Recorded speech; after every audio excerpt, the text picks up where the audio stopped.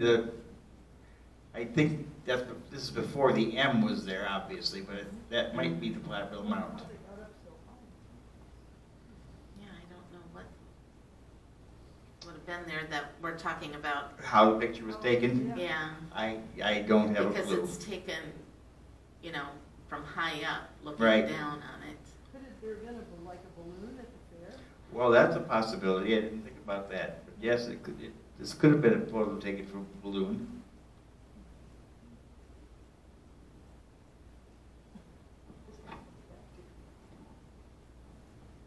Okay.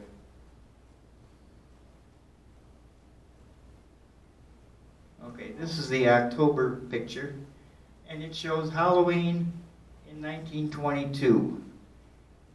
In that year, there were several pranks committed on Main Street. This one was at Main and Bonson, which let's see. This is now the what's the gas station in there? Garvey's. The forehand block had previously sort of stood on that corner. So the Palace Cafe is where Cutting Up is now? Well, yeah, I don't know if that's the same building, but that's the same location as Cutting Up. Because the building that had been there before what's there now,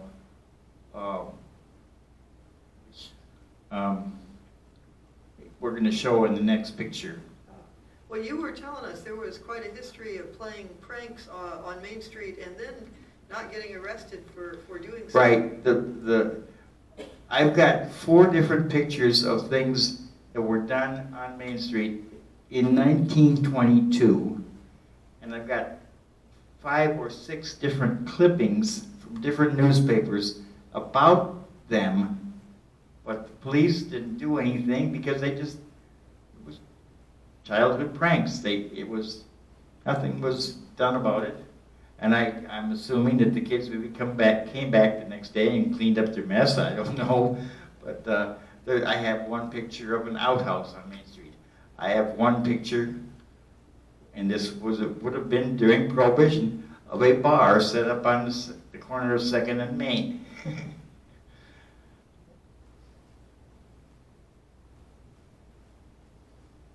Okay, and this.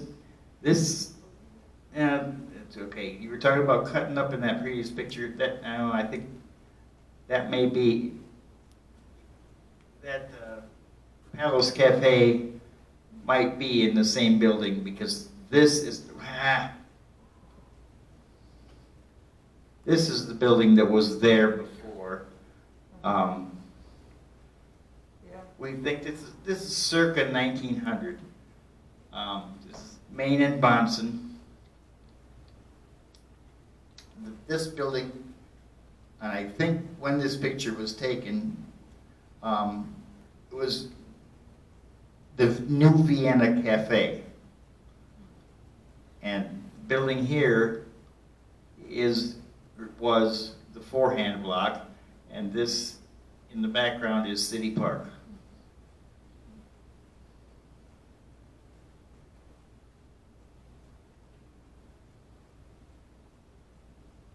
And this is a picture, we don't know for sure the year. I'm guessing it's around 1910 also.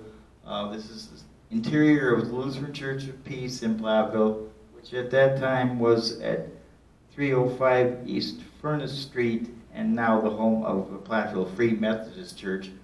But at that time, they only spoke German in the church. And so you can see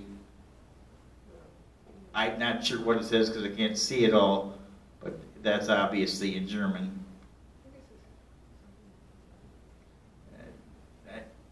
I used to know a little bit of German, that Geboren, and I know that has something to do with the birth of Christ. You were saying how the English Lutheran Church had just meant that they were speaking English there? That's why the first English Lutheran Church was formed. They separated from Church of Peace because they only spoke German and they wanted English. And that's why it's called First English Lutheran Church.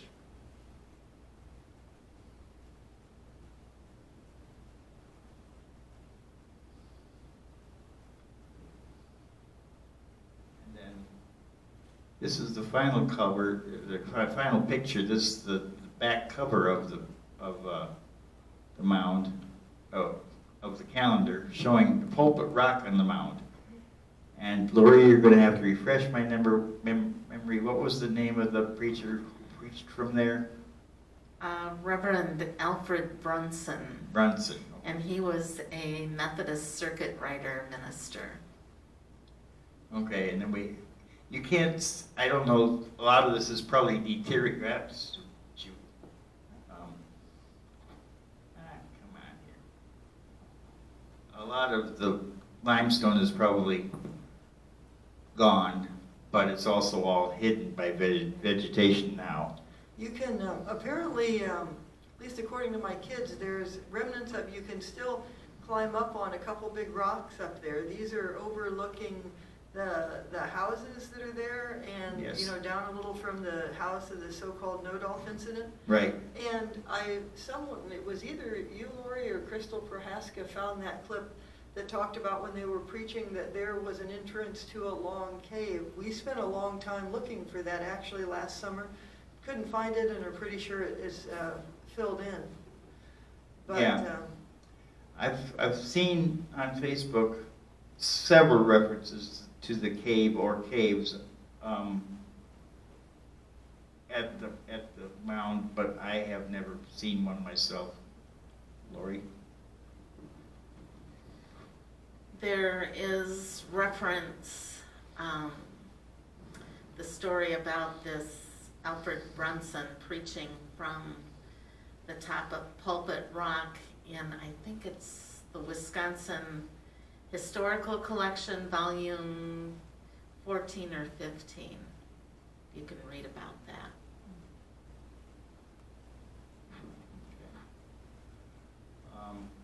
The calendar should be available soon.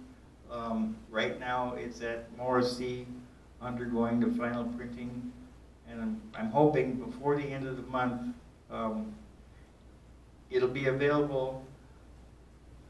We're still not sure which places that usually have sold it for us will be open, but we'll let you know. Popcorn Kernel is open and he has been selling them for us. Some of the banks that are open again and some are not. If you want it, the calendars are, by the way, are $10 a piece. If you live out of town and want them shipped, it's an extra $2, so it's $12. But if you want to pick one up locally and can't find a location, just call the senior center, 348-3994, and we can deliver one to you free of charge. Just give Jack a $20 tip, and that's a joke. Anything else? Go ahead, Larry. Did you have? Okay. I was just remembering some more on those stained glass windows here. The ones that were in the Irish pub that my husband spotted. My mother-in-law bought those back from the owner of the tavern, and those are the ones, I believe, that you see in the Methodist Church today. Oh, she bought the windows back? Yes. Oh, I didn't. She had to buy them. Okay. Was Delmer Dugan the owner at the time? At that time, yes. Okay, I think Delmer might even be the one who built that. I'm not positive, but I think he did. I think he built that, and well, it's schoolgirls now. It's been many things. Was the Irish? No, forgotten the name. Camaraderie? Camaraderie is where the Irish pub is now. It's the one to the south, next door. Well, when I left Platteville, it had burned down, but it was called, The patio or the boat? well, it was the patio lounge, the Golden Haze, thank you. It burned down when it was, I didn't burn down, but it caught fire when it was the Golden Haze. And it was Dolan's Inferno, time of the last fire, which is interesting. It had those kinds of names at the time of both fires. But anyway, please do, we're posted on Historic Platteville Images page when these calendars are available and where you can obtain them. So thanks for watching, and bye one.